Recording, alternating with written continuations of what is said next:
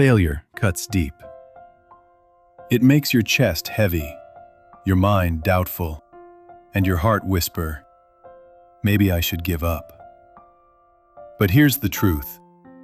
Failure isn't a finish line. It's just a chapter. And today, I'll walk you through 5 powerful steps to recover, rebuild, and rise with even greater confidence. Step 1.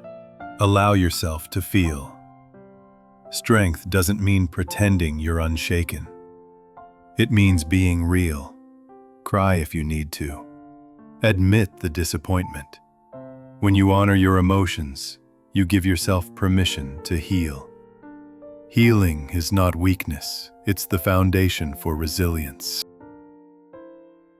Step 2. Discover the lesson. Every failure plants a seed. Maybe it teaches patience or shows you the value of preparation. Ask, what is this moment trying to teach me? When you find that lesson, your failure transforms. It's no longer a wound. It becomes wisdom.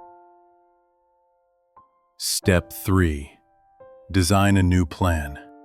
You are not stuck in the ruins of yesterday. Grab a notebook. Write down what you'll do differently. Create steps you can actually take.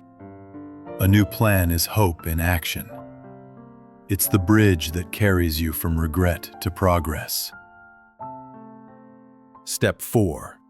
Lean on your people. Sometimes we forget. We're not meant to carry this weight alone. Call a friend. Talk to a mentor. Share your struggle with someone who believes in you. A few words of encouragement can remind you, you're not defined by falling down, but by rising back up. Step 5. Keep your fire alive.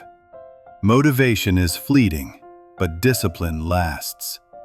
Set small goals. Celebrate the wins, no matter how tiny they seem.